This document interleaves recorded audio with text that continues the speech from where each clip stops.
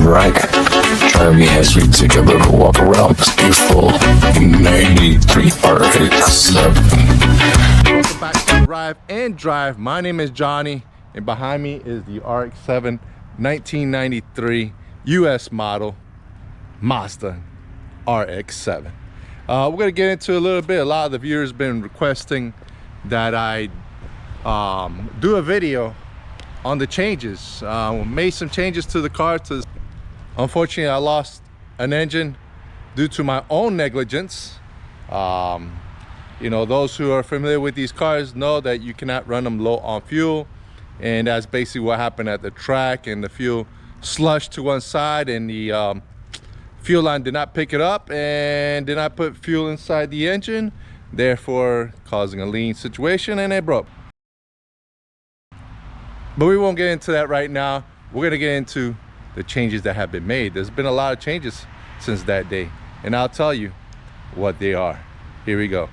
So first of all, if you can see, and I'm sorry that I did not get an opportunity to document all the things that were done to the car, because unfortunately when it broke about 3 weeks later was Deals Got Rotary Rally, and I really wanted to make it, so I didn't have the time to take an engine out and put another one in and document everything. So basically this is what happened.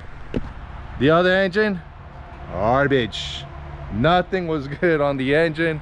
I had to take that whole engine out and just discard it completely. I didn't use one piece of it. So I bought a new engine, Mazda Reman, straight from Mazda, all new parts. And it was built by Pettit Racing, or put together by Pettit Racing, because it's already a new block. It did a little bit of porting, and then it was returned back to a gentleman. He sold it to my buddy Tito, and Tito sold it to me. Thank you, Tito. And this is how we made it to Deals Gap. There's a video on Deals Gap, but let me get into this because this is what we need to talk about here. What the changes were, guys. I'm gonna tell you what they are. First of all, we went from Microtech to Fuel Tech. That's right, we switched computers. The Microtech worked, nothing wrong with it, but I wanted something a little more up to date. I had some good tuning done, you know, thanks to Kilo. Tuning was great, but I wanted to switch to something with some safeties and wanted just to change things up. The car's been the same for so many years, and I wanted to change it up, so I went to Fuel Tech. It just gives me more feedback. It tells me exactly what the motor's doing. I don't have to have a bunch of gauges, just a cleaner look too. And it works really well for the street. I'll have to argue that it works a little better than the Microtech on the street. Not to take anything away from Microtech, it was a good computer, but I feel the Fuel Tech just runs the car just a little smooth for street driving. But here we go. So Fuel Tech is one of the things that changed, which here's all the wiring in here. See, they're all labeled. My buddy Edgar labeled them all that stuff. You got a new panel here from LRB, the front panel. The injectors are Fuel Tech injectors. We got some Fuel Tech injectors in here. They're very good. We went up on the cc's of the fuel injectors. Before I was running 750s on the primary, and I believe they were 1850 somewhere, or 850 and 17. I'm sorry, primary were 850, I believe, and the secondaries were 1750 on the injectors. Of course, we got 4 injectors.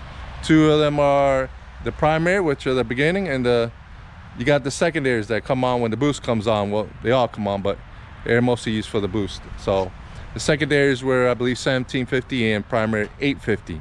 Now, with that said, the Fuel Tech ones are now running 1000 cc primaries, and the secondary 2400s. That's right, 2400 cc's. So we got more fuel. And why more fuel?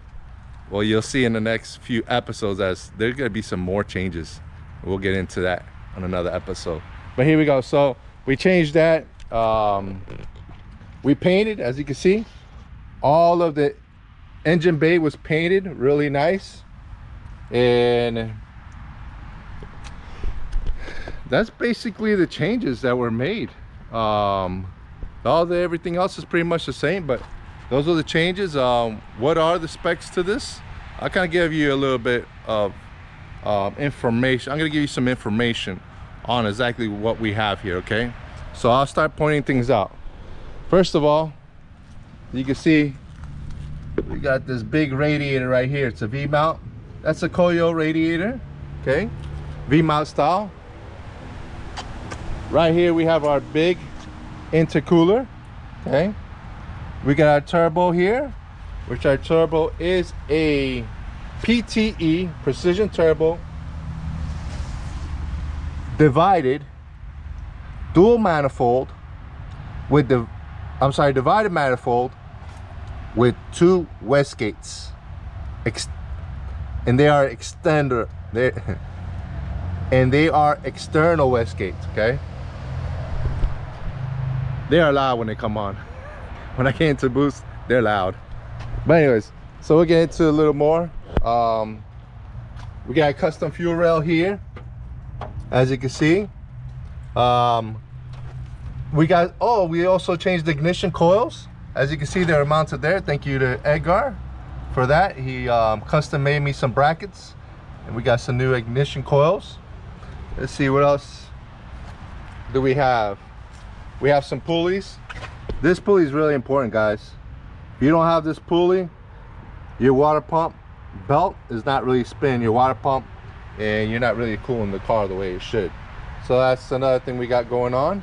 Let's see what else. We got a clutch. We got an ACT clutch here. It's the 6-puck with the springs. We got, very important, a fuel pressure gauge, okay? We have it here. A lot of people, they have it here, but that's not very smart. This has a little diaphragm. If that diaphragm starts to leak, all that fuel is going to leak on the hot engine, and you will have an engine fire, I promise. So this is on the cold side on purpose. That way, if the fuel leaks, it's just going to leak down. It's not going to leak into the motor, causing an engine fire. What else? We have a custom throttle body out of Japan here. Okay. We got full exhaust all the way up here, all the way down, out to the back. And in the back, of course, this is for the wastegates right here, the dual wastegates. We got a catch can.